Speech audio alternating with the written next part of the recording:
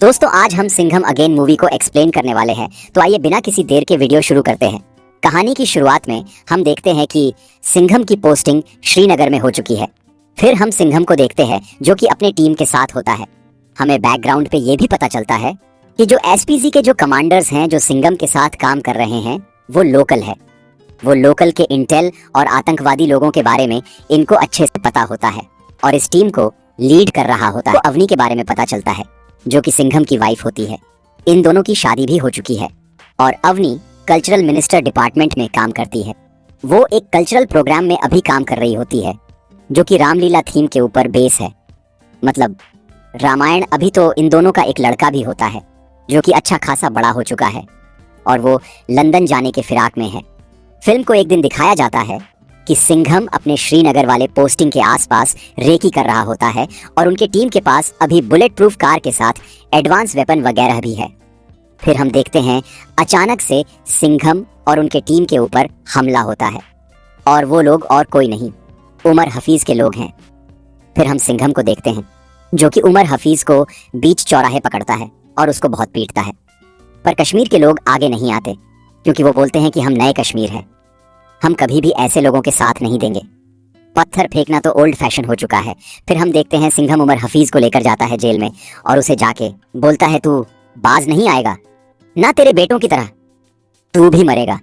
फिर उमर हफीज उसे एक धमकी देता है ये बोलते हुए कि तुझे पता नहीं तेरा पाला किससे पड़ा है, मैं तो चला जाऊंगा पर वो जब आएगा तो पूरे इंडिया में आंधी आएगा और तूने जैसे मेरे बेटों को मारा वो तुझे और तेरे पूरे परिवार को मारेगा। सिंघम तब बोलता है उसे आने की जरूरत नहीं है, तू बोल तो मैं खुद जाके उसे मारूंगा, ये नया इंडिया है, ये घुस के मारेगा घर में। फिर हम देखते हैं कि सिंघम मिनिस्टर से मिलता है और मिनिस्टर सिंघम के काम से बहुत खुश है क्योंकि उमर हफीज जैसे एक इतने बड़े आतंकवादी को सिंघम ने पकड़ लिया, पर वो बहुत आसानी से सिंघम के हाथ में आ गया। फिर मिनिस्टर सिंघम को इनका पूरा रैकेट समझाते हैं जहां पर वो नशीली पदार्थ श्रीलंका से तमिलनाडु पोर्ट पे लाते हैं। फिर पूरे देश में ये फैल जाता है। मिनिस्टर ये बोलते हैं हम कितना भी पॉलिटिक्स को अच्छा करने की कोशिश करें, कितना भी एजुकेशन शिक्षा देने की कोशिश करें, पर ये नशीले पदार्थ हमारे यूथ को खराब कर रहे हैं। और उमर हफीज की सबसे ज्यादा फंडिंग, जितने भी इलीगल वर्क के फंडिंग, सब कुछ इसी पैसे से होता है। तो सिंघम हमें उसके मेन इंटेल को रोकना पड़ेगा, मानो उमर हफीज ने अपना पूरा काम किसी को सौंप दिया है। सिंघम भी बोलता है मुझे भी ऐसा ही लगता है सर, मैंने भी ऐसा ही नोटिस किया है कि वो आसानी से पकड़ में आ गया। सिर्फ मुझे मारने के लिए वो श्रीनगर इतना दूर आ चुका था और वो बोल रहा था कि कोई तो वेट कर रहा है हमारा। फिर हम देखते हैं कि 2 साल हो चुके हैं शिवा ग्रुप को, जो कि फॉर्म करा गया है एक रॉ एजेंसीज की तरह। जैसे इंडिया के हर एक एजेंसी है वैसे भी शिवा ग्रुप को लीड करेगा सिंघम और उसके अंदर हर एक स्टेट के वो जवान पुलिस ऑफिसर आएंगे जो कि सिंघम को अपना आइकन मानते हैं और अपने फील्ड में कुछ एक्स्ट्रा ऑर्डिनरी काम उन्होंने करके दिखाया है। और अभी 2 साल कंप्लीट हो चुके हैं शिवा ग्रुप के। आज के दिन हम देखते हैं कि अवनी रामलीला के थीम के ऊपर, मतलब रामायण के थीम के ऊपर बेस करा गया एक डॉक्यूमेंट्री पेश कर रही है और उधर मिनिस्टर भी आए थे। अवनी उधर अपना पूरा स्पीच देती है और ये बोलती है कि रामायण के पूरे चैप्टर बाय चैप्टर हम आपको वीडियो ब्रीफिंग के थ्रू समझाएंगे एंड हमारे बच्चे और कल्चरल के थ्रू आपको बताया जाएगा पूरा रामायण। और दूसरी जगह हम देखते हैं कि सिंघम को इंटेल मिल चुका था कि कैसे तमिलनाडु पोर्ट पे वो सारे नशीली पदार्थ आते हैं। तो सिंघम अपने टीम के साथ हेलीकॉप्टर के थ्रू उस जहाज के ऊपर रेड मारता है और उन लोगों को अरेस्ट करता है। फिर जब उन लोगों से इंटेरोगेशन करा जाता है तब डेंजर लंका के बारे में पता लगता है, पर वो लोग बहुत घबरा रहे थे डेंजर लंका के बारे में बोलने से, क्योंकि डेंजर लंका पहले ही इनके पूरे परिवार को खत्म कर दिया होगा जब इन लोगों को अरेस्ट कर लिया गया है कोई। तो ये भी बोल रहा था कि हम लोग भी जिंदा नहीं बचेंगे, आप लोग अभी बोलेंगे कि हमें प्रोटेक्शन दोगे पर हम लोग प्रोटेक्शन के साथ भी मारे जाएंगे। अगर आपको पकड़ना है आप डेंजर लंका के 3 खास आदमी को पकड़िए। फिर वो 3 खास आदमी तमिलनाडु पे छुपे हुए थे। फिर उन लोगों को पकड़ने के लिए इंस्पेक्टर शक्ति जाती है, वो और कोई नहीं खुद को लेडी सिंघम बोलती है, सिंघम का फैन, और उन तीनों को वो पकड़ती है। पर ये क्रिमिनल जब जेल में थे और सिंघम अगले दिन सुबह आने वाला था तब शक्ति को ये लोग धमकी देते हैं कि तुमको मैं इतना पैसा दे दूंगा कि तुम्हारे पूरे पुलिस स्टेशन में तुम रख नहीं पाओगे। अगर मेरा ऑफर नहीं लिया तो डेंजर लंका पूरे स्टेशन को ही जला देगा, कोई भी जिंदा नहीं बचेगा। शक्ति रात में स्टेशन में नहीं थी और उतने टाइम में डेंजर लंका अपने पूरे गैंग के साथ आता है और पूरे पुलिस स्टेशन को जैसे उसने बोला था उसने शमशान बना दिया। एक एक पुलिस वाले को उसने अपने चाकू से काट दिया, एक का सर काट दिया, एक का हाथ पैर काट दिया, एक को बस मरने के लिए छोड़ दिया। तड़पते हुए पेट में चाकू मार के सबको बहुत बेरहमी से मारा। 16 पुलिस ऑफिसर मारे गए। शक्ति खुद को ब्लेम करती है कि वो रात को पुलिस स्टेशन में नहीं था और ये सब कुछ हो गया। उसमें से एक कांस्टेबल की बीवी भी होती है जो कि शक्ति को ही ब्लेम करती है कि मैं चाहता थी कि मेरा बेटा बड़ा होके आप ही की तरह एक ईमानदार पुलिस ऑफिसर बने, पर अब मैं ये नहीं चाहूंगी क्योंकि आपने ही उसके पिता की जान ली है। तभी हम देखते हैं कि सिंघम आता है और शक्ति से बोलता है, तुम्हारी कोई गलती नहीं थी, तुम और किसी केस के लिए बाहर थी और ये मेरी ही लापरवाही है। मुझे नहीं लगा था कि डेंजर लंका इतना खतरनाक होगा कि वो पुलिस स्टेशन में आएगा और पुलिस वालों को जान से मार डालेगा। फिर हम देखते हैं कि अवनी के रामलीला वाले प्रोग्राम में कुछ दिक्कत आता है। कुछ रामेश्वरम के फुटेज मिसिंग हो चुके हैं, जो फुटेज लेने के लिए फिर से रामेश्वरम जाना पड़ेगा। पर टीम इधर काम में इतना बिजी है कि कौन जाएगा वो डिसाइड नहीं कर पा रहे थे। तब अवनी बोलती है, ठीक है मैं चली जाऊंगी और पूरे फुटेज को फिर से ले आऊंगी और हमारा प्रोग्राम नहीं रुकना चाहिए, लोगों को जानना चाहिए रामायण के बारे में। फिर अवनी रामेश्वरम जाने के लिए सिंघम से पूछती है, सिंघम? तब बोलता है, रामेश्वरम तुम जा सकती हो पर दया के साथ, क्योंकि डेंजर लंका अभी कुछ ना कुछ हरकत जरूर करेगा। शक्ति के पुलिस स्टेशन में आके इतने पुलिस ऑफिसर को उसने मौत के घाट उतार दिया, तुम्हारी जान को भी खतरा है। अवनी रामेश्वरम जाती है और रात को आरती होने के बाद एक कांस्टेबल को चाय के लिए पूछती है। वो कांस्टेबल चाय लेने के लिए जाता है। तब दया भी उसके पास नहीं था। वो हर जगह रेकी कर रहा था कि अवनी को कोई खतरा तो नहीं, पर रामेश्वर के टेंपल के सामने ही डेंजर लंका जो है वह आरती कर रहा होता है। वह अवनी से मिलता है और रामलीला के बारे में बधाई देता है और ये भी बोलता है, मुझे बाजीराव सिंघम के बारे में भी पता है, वो हमेशा करेक्ट नहीं होते, और सिंघम के बारे में कुछ अनाप शनाप भी बोलता है। और यह बोलता है, जिस डेंजर लंका से तुम लोग डर रहे हो वह तुम्हारे सामने खड़े हुए हैं और तुम्हारे स्टूडियो रूम से जो रामेश्वरम की फुटेज मिसिंग हुई थी, तुम्हें क्या लगता है वो ऐसे ही मिसिंग हो गई थी? तुम्हारे लिए वो लड़की काम नहीं करती, वो मेरी खाला है और उसी ने ही उन टेप को मिसप्लेस करा है कि तुम रामेश्वरम आ पाओ। फिर हम देखते हैं कि जैसे सीता को रावण हरण करता है वैसे ही डेंजर लंका अवनी का हरण करता है और किसी को कानों कान खबर भी नहीं थी, क्योंकि दया तो रेकी कर रहा था। पर जब दया को पता लगता है वो उसे रोकने के लिए जाता है। जैसे रामायण में जब सीता माँ को हरण करके रावण लेकर जा रहा था आकाश मार्ग में, तब जटायु जी ने उसको रोकने की कोशिश की। इस वजह से वह घायल भी हो गए और इस जगह उस रेफरेंस को लिया गया और जटायु जी की तरह ही प्लेस करा गया है। दया भी रोकने के लिए जाते हैं डेंजर लंका को, पर वो भी घायल हो जाता है। फिर हम देखते हैं अवनी को बचाता है एसीपी सत्या, उसे गोली भी लग जाता है। फिर भी उधर से उसे वह रेस्क्यू करते हुए अपने आश्रम में लेकर आता है। वो अवनी को बचाते हुए उसे गोली भी लग जाता है, पर थोड़ी देर बाद हम देखते हैं उसकी मरीन पट्टी हो जाती है। फिर हम देखते हैं कि उधर डेंजर लंका अपने लोगों के साथ आ जाता है। वो आते ही फिर से आश्रम को जलाने लगता है, जैसे वह पुलिस स्टेशन को जलाया था। उसके लोग बहुत बेरहमी से लोगों को मार रहे थे, पर उसको नहीं पता था कि इधर कलर पिट्टू योद्धा रहते हैं, तो वो लोग भी इनका डट के सामना करते हैं। इनके पास गन्स थे, पर इनके पास हथियार थे जिससे ये रोजाना प्रैक्टिस करते हैं। ये लोग इनके ऊपर भारी पड्डा एजते हैं, पर डेंजर लंका बहुत ही खतरनाक होता है। वो इन योद्धा को भी बहुत बेरहमी से मारता है और अवनी को शूट करके बेहोश कर देता है। एसीपी सत्य की माँ उन लोगों के गन पॉइंट में थे, इसलिए वो भी कुछ नहीं कर पाता और अवनी का हरण कर लिया जाता है। डेंजर लंका मुस्कुराते हुए अवनी को अपने कंधे पे लेके जा रहा होता है, पर सत्या कुछ भी नहीं कर पाता।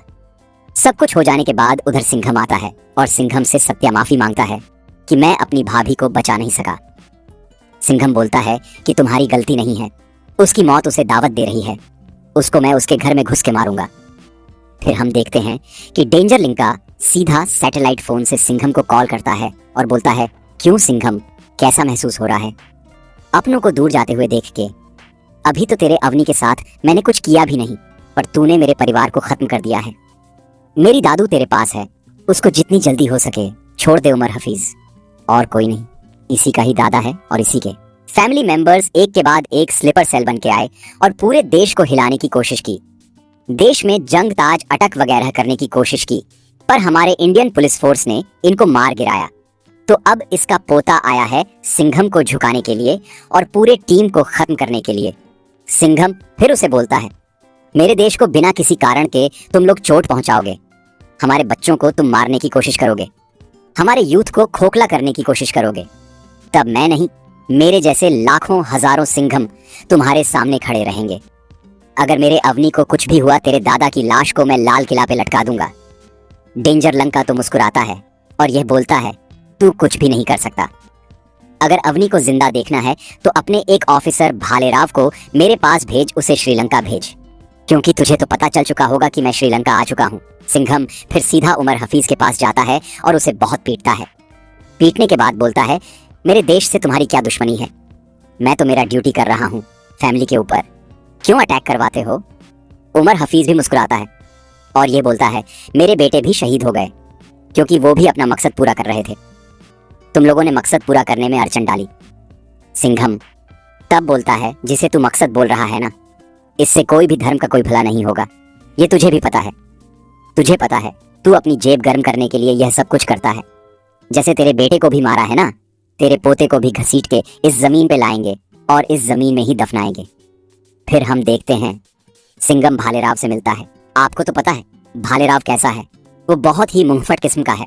सिंघम उसके बातें सुनने के बाद बोलता, आज फैमिली पे बात आ चुकी है, आज कोई ड्यूटी नहीं है, ये पर्सनल है। तब वो भी बोलता है, आप भी तो मेरे पर्सनल हो सर। फिर सिम्बा को सब कुछ समझा दिया जाता है कि तुम्हारे ऊपर पूरा सैटेलाइट से नजर रखा जाएगा। तुम एयरपोर्ट से उतरने के बाद तुम्हारे ऊपर पूरा स्कैन करा जाएगा। तुम्हारी गाड़ी किधर जाती है, वो लोग तुम्हें किधर लेके जाते हैं, सब कुछ हम लोग देख पाएंगे और राइट टाइम पे हम लोग एंट्री मार के तुमको बचा लेंगे। प्लान पूरा सिंपल है सिम्बा। तब बोलता है, कोई नहीं है सर, मुझे बस बिजनेस क्लास का टिकट दे दीजिएगा। दूसरी जगह हम ये भी देखते हैं कि मिनिस्टर सिंघम से बात कर रहा होता है कि अवनी हमको सही सलामत चाहिए और मेरे पूरे ऑफिसर और टीम को भी। ये तुम्हारे पर्सनल का नहीं, ये पूरा देश का सवाल है, क्योंकि देश को तुमने इतने बड़े बड़े अटैक से बचाया है, तो हमारा भी फर्ज बनता है आज तुम्हारे साथ हम खड़े रहे। और उमर हफीज को हम कभी नहीं छोड़ सकते, वो मास्टरमाइंड है। इन सब का हमारा पूरा यूथ खत्म हो जाएगा।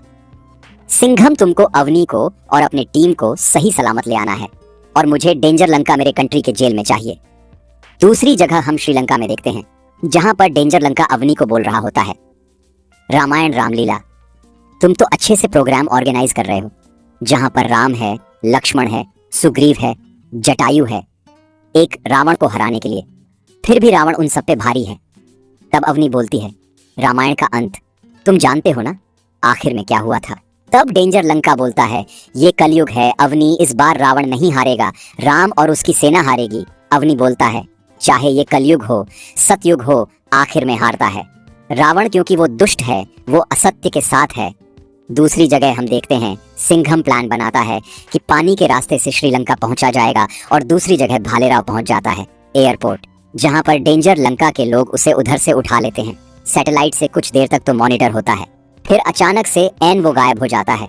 सिम्बा को भी अड्डे में लाया जाता है और डेंजर लंके के सामने फिर से वो कॉमेडी करना शुरू कर देता है और ये बोलता है, तेरे दादा को बचा के तू क्या करेगा, अभी उनकी मरने की उम्र तो हो चुकी है।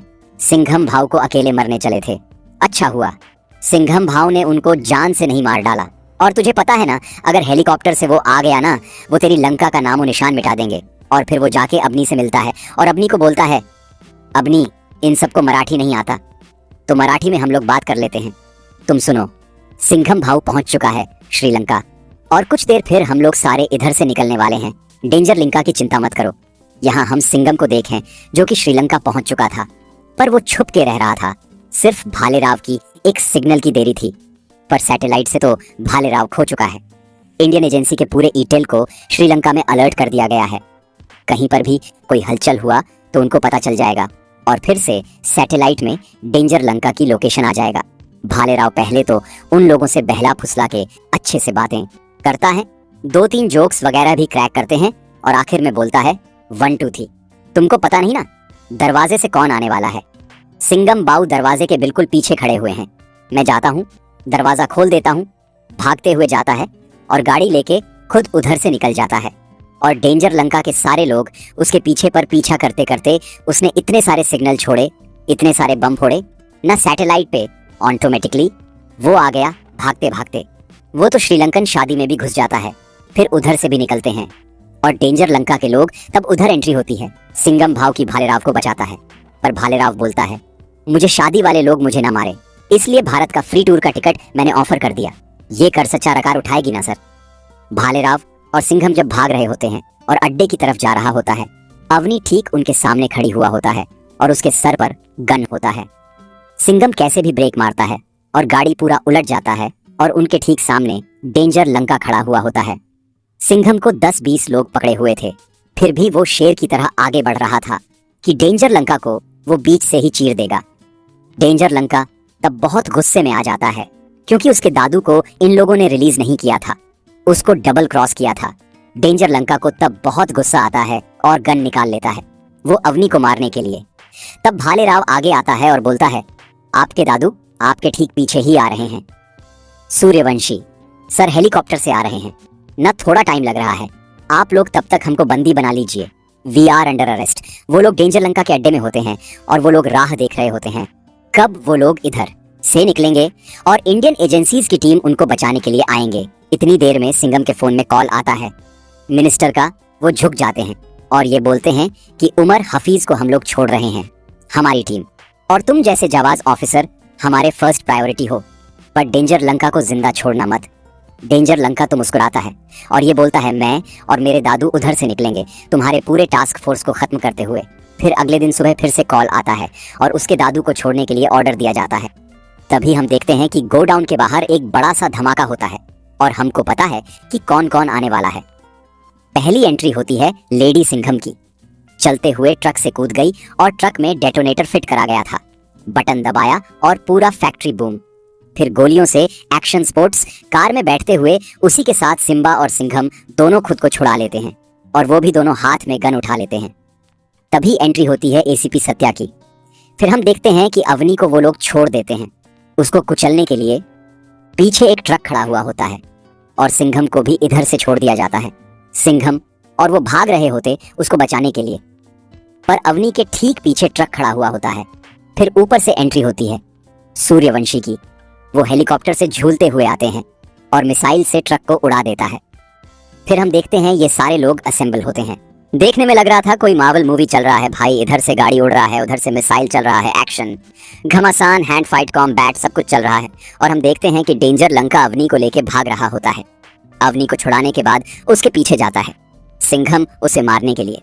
फिर डेंजर लंका और सिंघम के बीच हैंड कॉम्बैट होता है, दोनों एक दूसरे को कांटे की टक्कर दे रहे थे और आखिर में हम देखते हैं कि डेंजर लंका को बहुत बुरी तरीके से सिंघम मारता है और फिर उसकी टीम आती है, टास्क फोर्स आती है और उसे अरेस्ट कर लेती है और उसी के दादू के साथ जेल में उसे